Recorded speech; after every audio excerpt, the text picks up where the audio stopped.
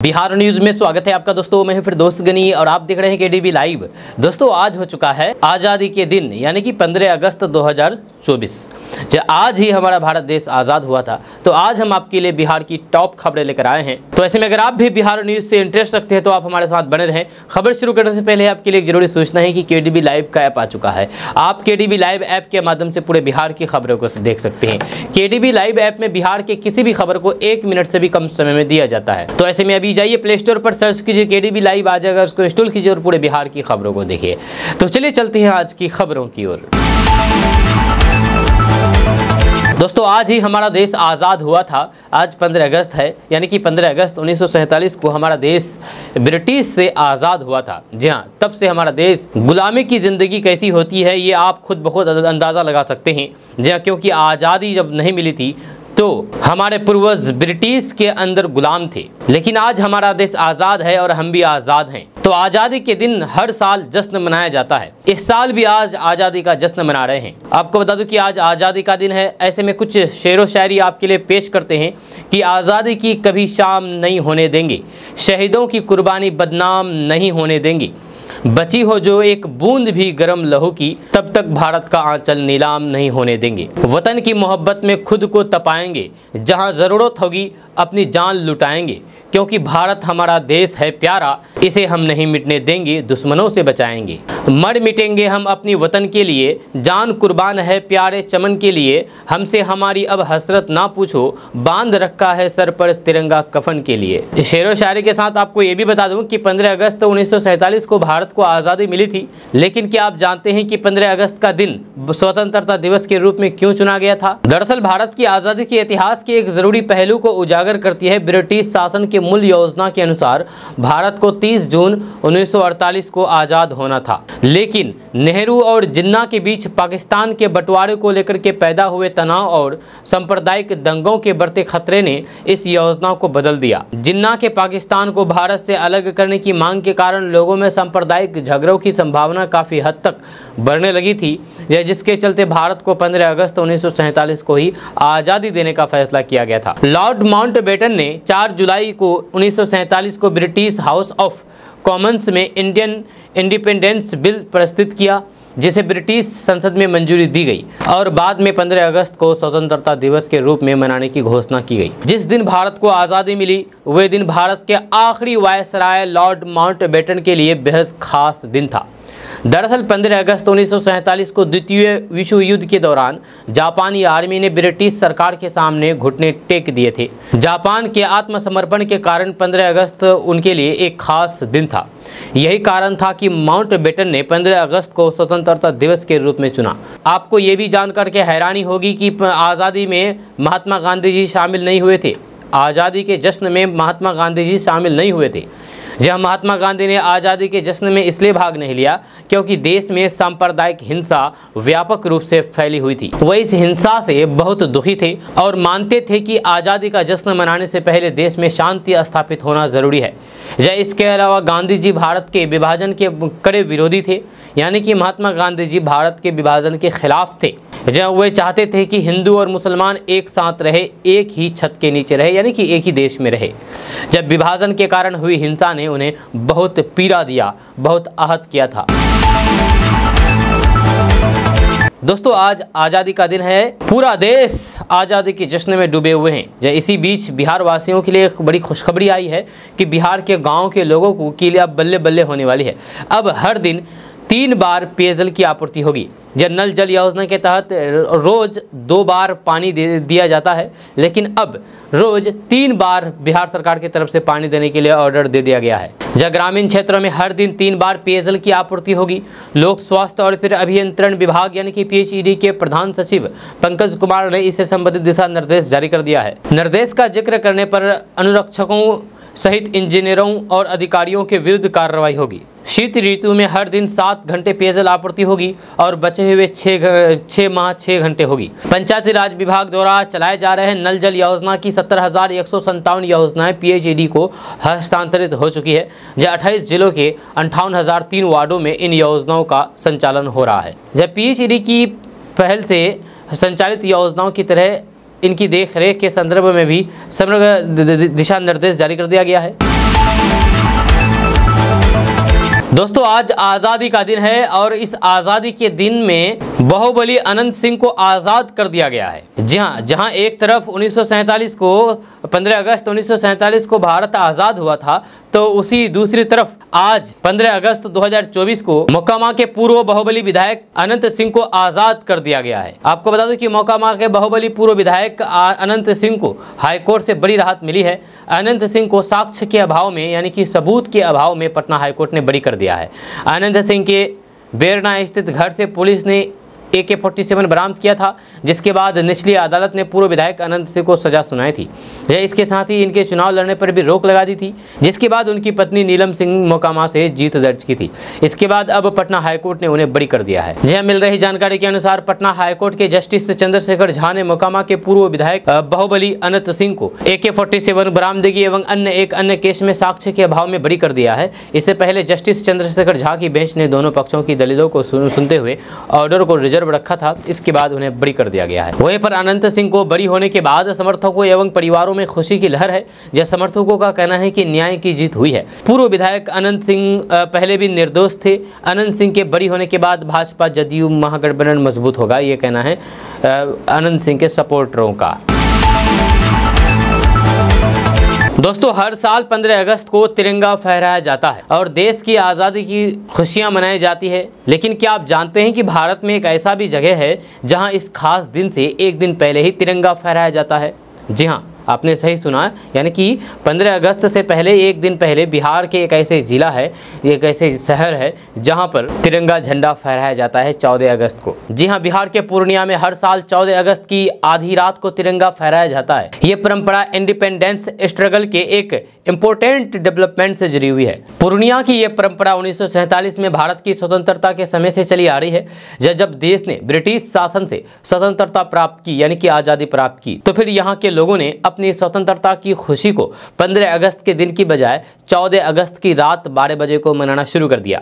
इसके पीछे की वजह यह है कि यहाँ के लोगों का मानना है कि 14 अगस्त की रात को ही भारत की स्वतंत्रता के सपने को साकार मानते हैं, यानी कि 14 अगस्त की रात में ही भारत आज़ाद हुआ था, इसलिए ये लोग 14 अगस्त की रात में ही भारत में स्वतंत्रता दिवस मनाते हैं। इस परंपरा की सांस्कृतिक और ऐतिहासिक महत्व बहुत अधिक है। जब यहाँ के लोगों के लिए इंडिपेंडेंस स्ट्रगल की याद को ताज़ा करने का तरीका थोड़ा कैजुअल है। जब यहाँ रात को तिरंगा फहराने की परंपरा न केवल स्वतंत्रता के प्रति श्रद्धांजलि अर्पित करती है, बल्कि यहाँ के लोगों की एकता और फिर ऐतिहासिक गौरव को भी दर्शाती है। जब 1947 से आज तक पूर्णिया वाले रात 12 बजे ही स्वतंत्रता दिवस मनाते हैं। दोस्तों क्या सही मायने में मुकेश सहनी एनडीए में शामिल होंगे? जब पिछले कुछ दिनों से बिहार की राजनीति में यह सवाल काफी चर्चा में बना हुआ है। इसकी वजह महज ये है कि मुकेश सहनी सोशल मीडिया पर अपनी तस्वीर बदल दी है और तिरंगा की तस्वीर लगाई है। इसके बाद ये कहा जा रहा है कि मुकेश सहनी भी हर घर तिरंगा अभियान का समर्थन कर रहे हैं और एनडीए में वापसी कर रहे हैं। इसके बाद अब इस मामले में बिहार सरकार में मंत्री और बीजेपी नेता प्रेम कुमार ने भी इशारों में उनकी वापसी की बात कही है। जब बिहार सरकार के मंत्री प्रेम कुमार ने कहा है कि जैसी परिस्थिति बनती दिख रही है, उसे लगता है कि मुकेश सहनी जल्द ही एनडीए में वापस आ जाएंगे। अगर वे हमारे साथ आते हैं तो हम उनका जरूर स्वागत करेंगे, लेकिन फैसला उनको लेना है। हम तो यही कहेंगे कि वे एनडीए के साथ आ जाए और फिर बिहार के विकास के लिए मिलकर के काम करें। या इसके आगे भाजपा ने कहा कि अगर वे हम लोगों के साथ आएंगे तो फिर उनका हम लोग जरूर स्वागत करेंगे। हालांकि उन्होंने ये भी कहा है कि लोकतंत्र में हर किसी को फैसले लेने का अधिकार है, सभी को अधिकार है, लिहाजा एनडीए में आने का निर्णय उनको करना है। यदि वे आते हैं तो फिर उनका स्वागत करना हमारा काम है, हम उनका स्वागत करेंगे। दोस्तों बिहार बीजेपी के प्रदेश अध्यक्ष और मंत्री दिलीप कुमार जायसवाल ने दिल्ली में केंद्रीय गृह मंत्री अमित शाह से मुलाकात की है। जब दिल्ली में आवास पर अमित शाह से मुलाकात करने के दौरान बिहार के विकास सहित संगठन से जुड़े हुए कई मुद्दों पर दोनों नेताओं के बीच बातचीत हुई। इस बात की जानकारी मंत्री डॉक्टर दिलीप कुमार जायसवाल ने सोशल मीडिया प्लेटफॉर्म एक्स पर दी है। उन्होंने ट्वीट करते हुए लिखा है कि आज देश के यशस्वी गृह मंत्री माननीय श्री अमित शाह जी से दिल्ली आवास पर मुलाकात हुई। इस दौरान बिहार के सामूहिक विकास के लिए विभिन्न पहलुओं पर चर्चा की और फिर संगठनात्मक मुद्दों पर मार्गदर्शन लेने का सौभाग्य प्राप्त हुआ। मुझे विश्वास है कि आपसे प्राप्त मार्गदर्शन मेरे कार्यों और फिर अधिक प्रभावशाली बनाने की दिशा में प्रेरक सिद्ध होगा। दोस्तों हर साल 15 अगस्त को भारत अपनी आजादी के उत्सव को सेलिब्रेट करता है। इस दिन ही यानी कि आज के दिन ही हमारे देश के वीर स्वतंत्रता सेनानियों ने देश को अंग्रेजों की हुकूमत से गुलामी से आजाद कराया था। हालांकि अक्सर लोग इस बात को लेकर के कंफ्यूजन हो जाते हैं कि हमारी आजादी को कितने साल हो गए हैं और हम इस साल आजादी की कौन सी सालगिरह मना रहे हैं। तो आइए हम आपको बताते हैं कि हम लोग आप और हम मिलकर के आजादी की कौन सी सालगिरह मनाते हैं। आपको बता दूं कि जैसे कि हम सबको पता है कि भारत को 15 अगस्त 1947 को अंग्रेजों से आजादी मिली थी। ऐसे में इस साल 15 अगस्त को यानी कि आज के दिन देश को आजाद हुए 77 साल पूरे हो गए हैं। लेकिन इस हिसाब से ये 15 अगस्त देश का 78वां स्वतंत्रता दिवस है, यानी कि भारत को आजाद हुए 77 साल हो गए हैं। हम 78वां स्वतंत्रता दिवस मना रहे हैं। इस साल 2024 में 15 अगस्त को यानी कि आज मनाए जा रहे स्वतंत्रता दिवस की थीम विकसित भारत है। इस थीम का लक्ष्य है आजादी के 100 साल पूरे होने पर 2047 तक भारत को विकसित देश बनाना। दोस्तों बिहार के पटना जिले में रहने वाले लोगों के लिए एक बड़ी खबर सामने आ रही है। ताजा रिपोर्ट्स के मुताबिक पटना में जर्जर पड़ी सड़कों को दुरुस्त किया जाएगा। इसको लेकर के पटना नगर निगम के द्वारा तैयारियां शुरू कर दी गई है। बहुत जल्द इसका निर्माण कार्य शुरू कर दिया जाएगा। खबर के अनुसार नगर निगम ने सड़कों के पूर्ण निर्माण के लिए 120 करोड़ रुपए स्वीकृति दी है। इस पैसों से पटना के कई सड़कें चकाचक हो जाएगी। इससे लोगों को आने जाने में कोई भी दिक्कत नहीं होगी, साथ ही साथ लोगों का आवागमन भी बेहतर होगा। जहाँ आपको बता दें कि निगम द्वारा कराए जा रहे इस पैकेज के तहत अजीमाबाद अंचल, नूतन राजधानी अंचल, बांकीपुर अंचल, पाटलिपुत्र अंचल, कंकरबाग अंचल और फिर पटना सिटी अंचल में विकास कार्य होंगे। इससे करीब 26 लाख लोगों को सीधा फायदा मिलेगा। दरअसल पटना के कई इलाकों में नमामि गंगे योजना, नल जल योजना समेत अन्य योजनाओं की विकास कार्यों के दौरान सड़कें क्षतिग्रस्त हो गई थी, जिसको लेकर के अब दुरुस्त कर दिया जाएगा। दोस्तों बिहार के सहरसा के सदर थाने में आज एक ठगी का मामला सामने आया है, जब पटना के IGIMS अस्पताल में नौकरी दिलाने के नाम पर एक युवक से 1,40,000 रुपए की ठगी की गई है। दरअसल पीड़ित से ट्रेन में एक युवक से मुलाकात हुई थी, जब तब वो खुद को पटना की IGIMS का OT असिस्टेंट बताया था। जब फिर दोनों के बीच गहरी दोस्ती हो गई, फिर दोनों ने एक दूसरे का मोबाइल नंबर आदान प्रदान किया और संपर्क में दोनों बने रहे। इसी दौरान पारिवारिक मजबूरी और फिर पिता के इलाज के नाम पर 4 दफे वह कुल 1,40,000 रुपए ठग लिया है। जब पीड़ित ने पैसे मांगे तो फिर उसने IGIMS में नौकरी लगाने का भरोसा दिया है। जब नौकरी की लालच में वह पैसा नहीं मांग रहा था, लेकिन जब नौकरी नहीं लगी तो फिर तब उसने पैसे की मांग की, तो फिर पैसे देने की बात पर वह भड़क गया और पीड़ित को गाली गलौज करने लगा, जिसकी शिकायत पीड़ित ने थाने में दर्ज कराई है। ये ऐसा ठग निकला जो कि पहले ट्रेन में दोस्ती की, फिर पारिवारिक परेशानी बता करके रुपए ठग लिए, उसके बाद खुद को IGIMS में OT असिस्टेंट बताया। बिहार के मोकामा से पूर्व विधायक अनंत सिंह को पटना हाईकोर्ट से बड़ी राहत मिली, जब पटना हाईकोर्ट ने उन्हें बरी कर दिया है। आपको बता दूं कि इस केस में साल 2016 में अनंत सिंह को जेल जाना पड़ा था, जब पटना से सटे बाढ़ के इलाके में अनंत सिंह को छोटे सरकार के नाम से भी जाना जाता है। इसके बाद अब इस मामले में नीतीश कैबिनेट के मंत्री का भी रिएक्शन सामने आना शुरू हो गया है।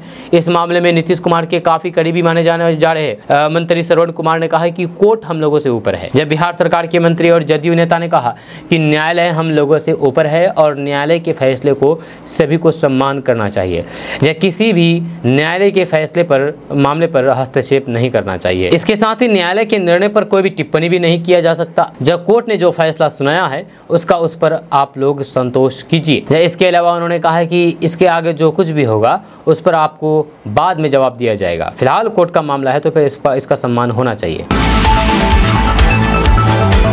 बिहार में अपराधियों से पुलिस की सांठ-गांठ कोई नई बात नहीं है। अक्सर ऐसे मामले सामने आते रहते हैं। शराब की डिलीवरी करते मुजफ्फरपुर पुलिस ने सीतामढ़ी के दोनों दारोगा रामेश्वर उरांव और फिर जितेंद्र कुमार सुमन को पकड़ा था। ये दोनों पदाधिकारी सीतामढ़ी जिले में ही थानेदारी कर चुके थे। अब इनके जिम्मे थानेदारी नहीं रही। ताजा मामले में भारत नेपाल सीमा पर सोनबरसा थाना का है, जब सोनबरसा थानेदार मनीष कुमार शराब माफिया का इतना बड़ा हमदर्द निकला कि रात भर में ही थाने में लगी नई स्कॉर्पियो को बदल करके उसे पुराना कर दिया। इसी आरोप में सीतामढ़ी एसपी मनोज कुमार तिवारी ने उस थानेदार को सस्पेंड कर दिया है। एसपी ने इस मामले की जांच एसएसपी आशीष आनंद को सौंपी थी। जांच अधिकारियों के अनुसार रात में शराब संग पकड़ी गई नई स्कॉर्पियो सुबह में पुरानी हो गई। गाड़ी का नंबर तो वही रहा मगर पूरी गाड़ी बदल दी गई। वहीं सुबह जब शराब संग गाड़ी पकड़ने वाले को गाड़ी पकड़ाने की जिम्मेदारी मिली तो मामले ने तुरंत पकड़ लिया।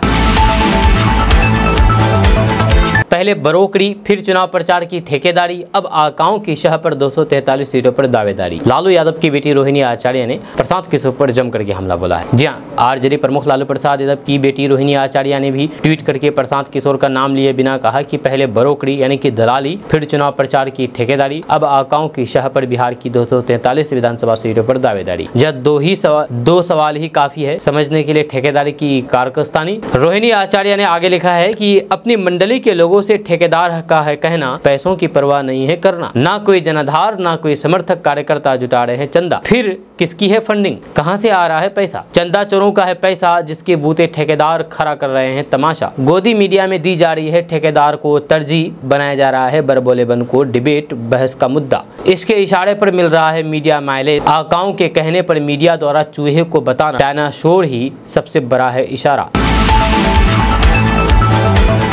दोस्तों, बिहार रेल कारखानों पर आरजेडी प्रमुख लालू प्रसाद यादव के ट्वीट पर तेजस्वी यादव ने बड़ा बयान दिया है, जहां उन्होंने कहा है कि अभी बिहार को ठगा जा रहा है, कोई कारखाना नहीं है, कोई नौकरी नहीं है, कोई विकास का काम नहीं है। स्पेशल राज्य का दर्जा देने की बात नहीं हुई थी, लेकिन नहीं हुआ है, उन्होंने भी उसमें भी मना कर दिया गया। तेजस्वी यादव ने कहा कि इन लोगों ने केवल बिहार को ठगने का काम किया है, जबकि हम लोगों ने काम करके दिखाया है। जब लालू जी रेल मंत्री थे तब 9,000 करोड़ का मुनाफा था। इस बार के बजट में रेलवे का कोई भी जिक्र नहीं हुआ, तो फिर आज के दौर में लोग कहीं न कहीं लालू जी के कामों को याद करते हैं, तो उन्होंने काम किया है वही उन्होंने अपने पोस्ट में लिखा है। उन्होंने कहा है कि बिहार की जरूरत थी, आगे चलकर के प्रगतिशील राजनीति होनी चाहिए, जिससे बिहार और फिर राज्य के लोगों की तरक्की हो। लालू यादव ने जो आंकड़े दिए हैं वो सही है। जब वो 2004 में रेल मंत्री थे तब बिहार को कई कारखाने मिले, वहां पर 2 लाख से ज्यादा पहिया बनाए गए हैं। दोस्तों, जब भी चाय की बात होती है तो फिर आपके दिमाग में असम, गुवाहाटी, दार्जिलिंग और जम्मू कश्मीर ही आता होगा, लेकिन इन राज्यों के अलावा अब बिहार में भी चाय की खेती की जा रही है। दरअसल बिहार सरकार किसानों की आय को दुगुना करने के लिए औद्योगिकी और फिर व्यापारिक फसलों की खेती को बढ़ावा देने के लिए 2.5 लाख तक की सब्सिडी दे रही है। यहाँ पर करीब 25,000 हेक्टेयर में चाय की खेती हो रही है। आपको बता दें कि भारत के अलग अलग राज्यों में उगाई जाने वाली चाय पूरी दुनिया में फेमस है। असम, गुवाहाटी, दार्जिलिंग और फिर जम्मू कश्मीर में सबसे ज्यादा चाय की खेती की जाती है। इस चाय के दीवाने भारत के साथ साथ विदेशों में भी है। अब चाय की खेती करने वाले राज्यों में बिहार राज्य का भी नाम जुड़ गया है। बिहार सरकार विशेष औद्योगिकी फसल योजना के तहत चाय के क्षेत्र का विस्तार करने के लिए किसानों को सब्सिडी दे रही है। बिहार में करीब 25,000 हेक्टेयर में चाय की खेती की जा रही है। इसके लिए 4 जिलों को चयनित किया गया है। अगर आप इस योजना का लाभ लेना चाहते हैं तो फिर आपको जल्द से जल्द आवेदन करना होगा। आपको बता दूं कि विशेष औद्योगिकी फसल योजना के अंतर्गत बिहार औद्योगिकी विभाग द्वारा चाय की खेती के लिए किसानों को 50% सब्सिडी दी जा रही है। इसमें औद्योगिकी विभाग द्वारा चाय की खेती करने के लिए प्रति हेक्टेयर लागत 4,94,000 रुपए इनपुट तय किया है। इस पर किसान को लागत की 50% सब्सिडी यानी कि 2,47,000 रुपए प्रति हेक्टेयर दिया जाएगा। ये राशि किसानों को 2 किस्तों में 75:25 में दिया जाएगा। वहीं पर इस योजना के तहत 150 हेक्टेयर में चाय की खेती करने का लक्ष्य निर्धारित किया गया। 1 हेक्टेयर में चाय की खेती करने के लिए 15,526 पौधों की जरूरत होगी। सरकार की ओर से इस योजना पर 9 करोड़ 49 लाख रुपए खर्च किए जाएंगे। इस योजना का लाभ बिहार के अररिया, सुपौल, पूर्णिया और कटिहार जिले के किसानों को मिलेगा। इससे पहले अब तक बिहार के किशनगंज में चाय की खेती होती थी। किशनगंज के आसपास के जिलों में चाय के लिए बेहतर पाए जाने के बाद बिहार सरकार ने यह फैसला लिया है। वहीं पर कृषि विभाग ने इन 4 जिलों में चाय की खेती का विस्तार करने की योजना तैयार की है। तो ऐसे में अगर आप भी चाय की खेती के लिए सब्सिडी लेना चाहते हैं तो इसके लिए आप ऑनलाइन अप्लाई कर सकते हैं। इसके लिए सबसे पहले आपको बिहार विधायिकी विभाग की वेबसाइट पर जाना होगा और ये वेबसाइट है horticulture.bihar.gov.in। इस पर जाकर के आप ऑनलाइन कर दें। दोस्तों, रेलवे में 10वीं के लिए 4,096 वैकेंसी निकाली गई है। ये vacancy railway requirement cell northern region यानी कि RRCNR के द्वारा निकाली गई है। इच्छुक और योग्य उम्मीदवार प्रकाशित नोटिफिकेशन को अच्छी तरीके से पढ़ें और आवेदन की प्रक्रिया को पूरा करें। पद के नाम के बारे में बात किया जाए तो पद का नाम है अप्रेंटिस। पदों की संख्या 4,096 है। योग्यता के बारे में बात की जाए तो इन पदों पर आवेदन करने के लिए उम्मीदवारों की योग्यता किसी मान्यता प्राप्त संस्थान से 10वीं ITI आदि पास होना चाहिए। वहीं पर आयु सीमा के बारे में अगर बात की जाए तो इन पदों पर आवेदन करने के लिए उम्मीदवारों की न्यूनतम आयु सीमा 15 वर्ष और अधिकतम आयु सीमा 24 वर्ष निर्धारित किया गया है। आवेदन शुल्क के बारे में अगर बात की जाए तो जनरल, OBC, EWS के लिए ऑनलाइन आवेदन शुल्क 100 रुपये, जबकि SC ST के लिए कुछ भी नहीं, फ्री में, 0, और ऑल कैटेगरी फीमेल के लिए भी 0। आवेदन प्रक्रिया आप railway requirement cell northern region की वेबसाइट पर जाकर के नोटिस को पढ़ें और आवेदन करें। वेबसाइट है www.rrcnr.org। आवेदन की अंतिम तिथि के बारे में बात किया जाए तो 16 सितंबर 2024 तक आप आवेदन कर सकते हैं। जी हाँ, यानी कि 1 महीना टाइम है, 1 महीने के अंदर आप आवेदन कर सकते हैं। दोस्तों, बिहार में खेती करने वाले किसानों के लिए एक बड़ी खबर सामने आ रही है। ताज़ा रिपोर्ट्स के मुताबिक सरकार ने किसानों के लिए एक योजना लॉन्च की है, जिससे किसानों की आय में भी वृद्धि देखने को मिलेगी। खबर के अनुसार सरकार ने किसानों के लिए राष्ट्रीय कृषि बाजार यानी कि नाम योजना की शुरुआत की है। इसके तहत बिहार के किसान अपनी फसलों को ऑनलाइन के माध्यम से बेच सकेंगे, साथ ही साथ अपनी फसलों की अच्छी कीमत भी प्राप्त कर सकेंगे। आपको बता दूं कि वर्तमान में किसानों को अपनी फसल बेचने के लिए मंडी में जाना पड़ता है। यहाँ किसानों को सबसे बड़ा बिचौलियों का डर सता रहा है, जहाँ डर रहता है, इससे फसलों की अच्छी कीमत नहीं मिल पाती है। लेकिन नई व्यवस्था के तहत अब किसान ऑनलाइन के द्वारा देश भर में अपनी फसल को बेच सकते हैं। यह दरअसल किसानों की आय को दोगुनी करने के लिए सरकार ने राष्ट्रीय कृषि बाजार की स्थापना की है। ये एक डिजिटल मंच ऑनलाइन मंडी है, जहां पर रजिस्ट्रेशन करा करके किसान अपनी फसलों को ऑनलाइन के माध्यम से बेच सकते हैं। दोस्तों, खाली पेट बादाम का सेवन करना बहुत फायदेमंद माना जाता है। इसमें कई तरह की ऐसी विटामिन और फिर मिनरल्स होते हैं जो शरीर को ताकतवर बनाते हैं। इसलिए सभी व्यक्ति को सुबह के समय खाली पेट बादाम का सेवन करना चाहिए। आपको बता दूं कि बादाम में विटामिन E, B और जिंक के साथ साथ protein, fibre, calcium, copper, magnesium, riboflavin, iron, potassium, niacin, thiamine और फोलेट की मात्रा भरपूर होती है, जो कि शरीर को स्वस्थ तौर पर ताकतवर बनाती है। अब सवाल है कि बादाम खाने से क्या फायदा हो। तो आपको बता दूं कि अब बादाम ब्रेन सेल्स को बढ़ाता है और दिमाग को मजबूत बनाता है। बादाम शरीर की थकान और फिर कमजोरी को भी दूर करने का काम करता है। बादाम में कैल्शियम, मैग्नीशियम और फास्फोरस होता है, जो कि हड्डियों की सुरक्षा करता है। बादाम में मोनो अनसैचुरेटेड फैट और फिर विटामिन E हृदय के यानी कि दिल के स्वास्थ्य के लिए फायदेमंद होता है। बादाम में प्रोटीन, फाइबर की मात्रा भरपूर होती है और जो कि शरीर के वजन को नियंत्रण करने का काम करती है।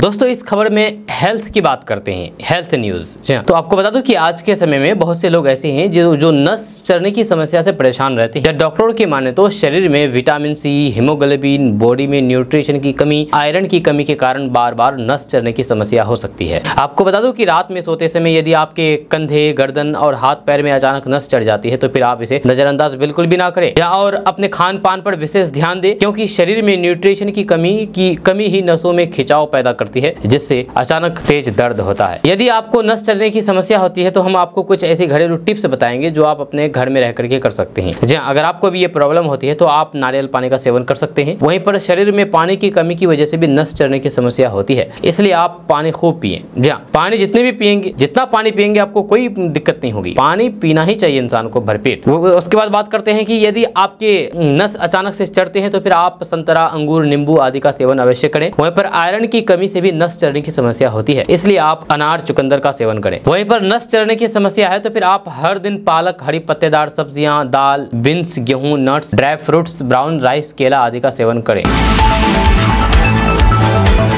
दोस्तों, बिहार में जमीन सर्वे का काम शुरू हो रहा है। इसके लिए ग्रामीण इलाकों में ग्राम सभा का आयोजन किया जा रहा है। इस सभा में अधिकारियों ने जमीन मालिकों को कई तरीके के कार्य करने के निर्देश दिए हैं ताकि जमीन सर्वे में किसी तरीके की कोई भी परेशानी ना हो। बिहार में जमीन सर्वे से पहले आपको कुछ काम करना होगा जो आप कर सकते हैं, नहीं तो फिर आपका जमीन सर्वे नहीं होगा। 5 काम हम आपको भी बताएंगे। वह जमीन मालिक को सबसे पहले जमीन की मापी करा करके मेयर ठीक कराना होगा और फिर चौहद्दी की जानकारी देनी होगी, इकट्ठा करनी होगी। उसके बाद जमीन मालिकों को भूमि से संबंधित यानी कि जमीन से संबंधित विवरण पत्र 2 में खेसरावार भर करके शिविर में जमा करना होगा या फिर विभाग की वेबसाइट पर अपलोड करना है। वहीं पर जमीन मालिक को 100 घोषणा पत्र के साथ स्वामित्व संबंधित दस्तावेज जैसे कि जमाबंदी रजिस्टर, लगान रसीद, खतियान, केवला, LPC, वसीयत, दान, विनियम, वंशावली, बंटवारा आदि को संकलन करना होगा, एक जगह इकट्ठा करना होगा।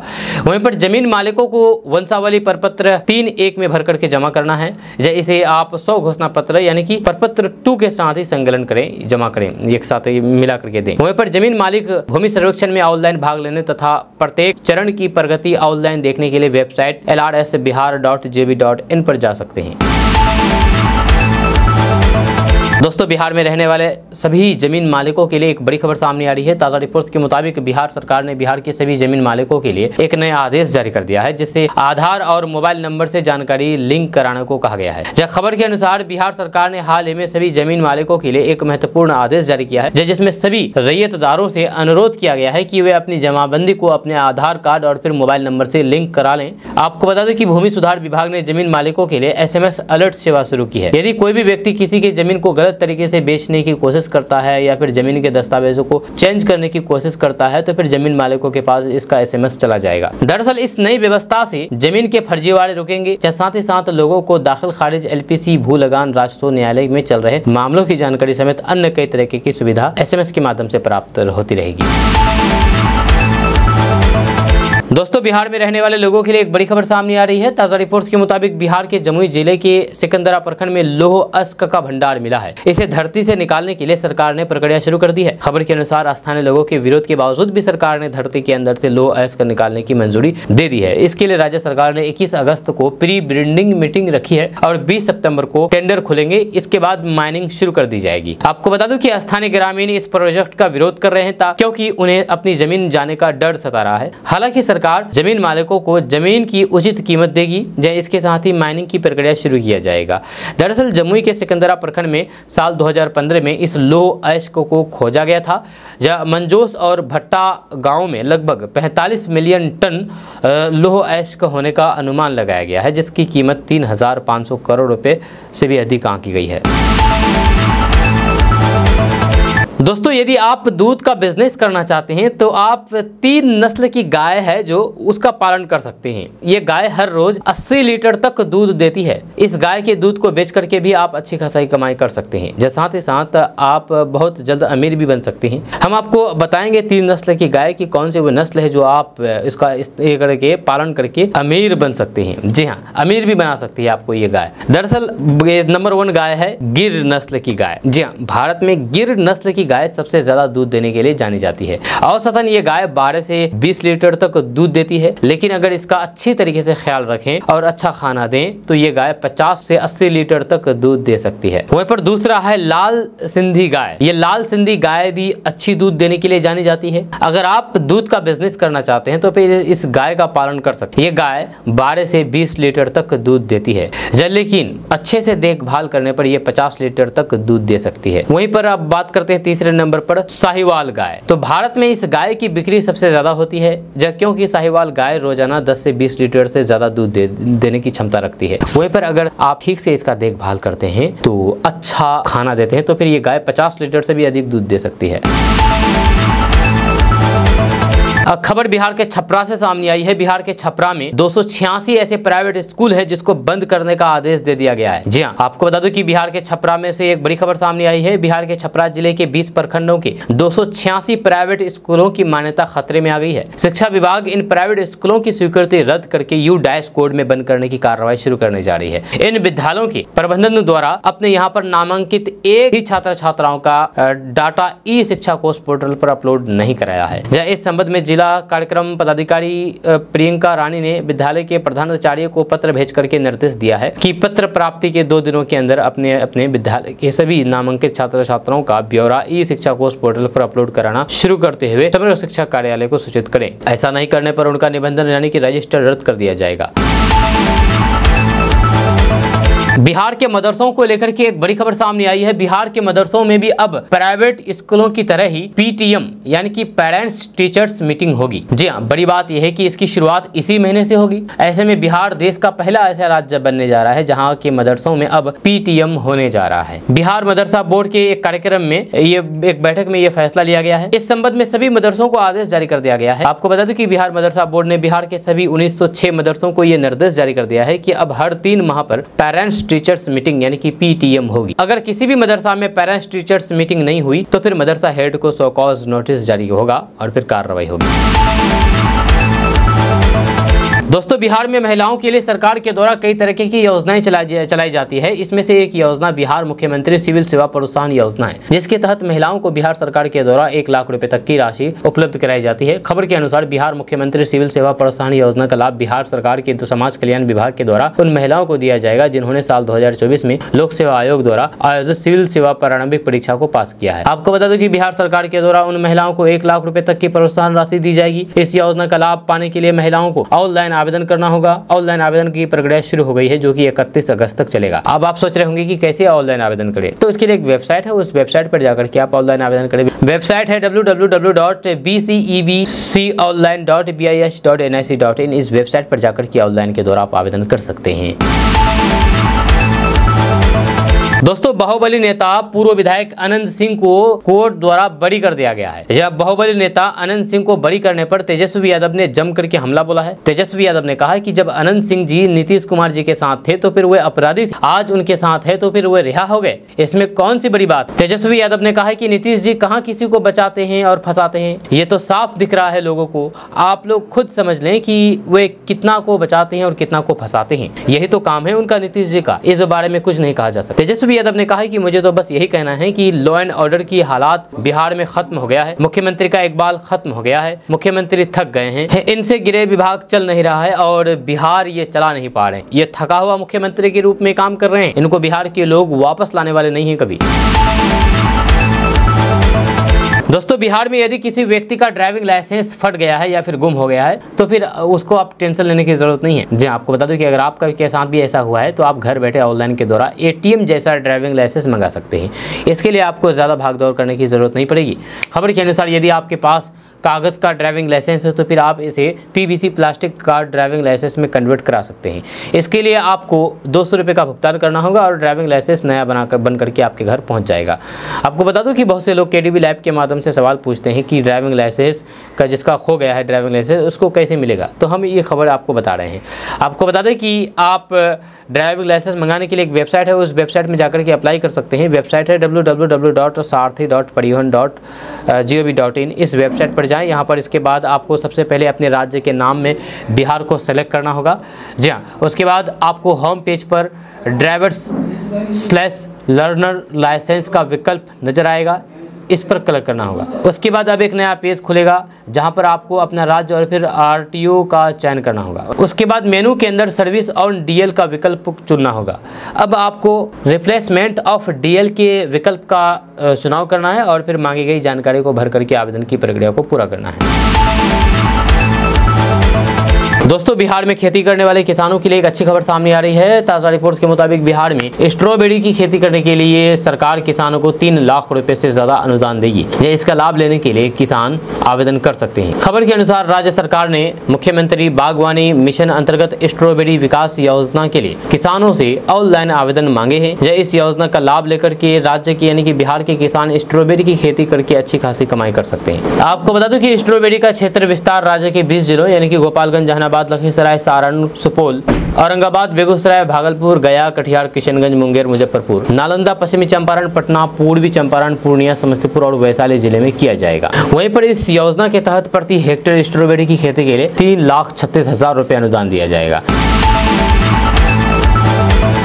दोस्तों बिहार में जमीन सर्वे का काम चल रहा है, जहां इसके लिए ग्रामीण इलाकों में ग्राम सभा का आयोजन किया जा रहा है। सरकार के आदेश के बाद छोटे मुआवजे से सर्वे का काम शुरू कर दिया गया है। यदि आपकी जमीन बाप दादा के नाम से है तो फिर आप जमीन के 5 कागजात तैयार करके रखें। खबर के अनुसार जमीन सर्वे के दौरान पुश्तैनी जमीन को जीवित रैयत के नाम किया जाएगा। इसके लिए जमीन की खतियान, जमाबंदी, रसीद आदि की जरूरत होगी। साथ ही साथ आपसे रैयत के मृत्यु प्रमाण पत्र और वंशावली भी मांगा जाएगा। अब आप सोच रहे होंगे कि आखिर ये कागजात कहाँ मिलेगा, तो आपको बता दूं कि यदि आपके पास जमीन के कागजात मौजूद नहीं है तो आप बिहार भूमि की आधिकारिक वेबसाइट www.biharbhumi.bihar.gov.in पर जाकर के जमीन का खतियान, जमाबंदी या फिर लगान रसीद को डाउनलोड कर सकते हैं। अब वंशावली कैसे बनाएं, तो आपको बता दूं कि ग्राम सभा से पास वंशावली ही जमीन सर्वे के लिए मान्य होगी। अधिकारियों ने निर्देश दिया है कि हर वंशावली को ग्राम सभा से पास करा ले। जहाँ भूमि सर्वे के दौरान दी जाने वाली वंशावली ग्राम सभा से पास कराना होगा, जरूरी है। इसके आधार पर जमीन का सर्वे किया जाएगा।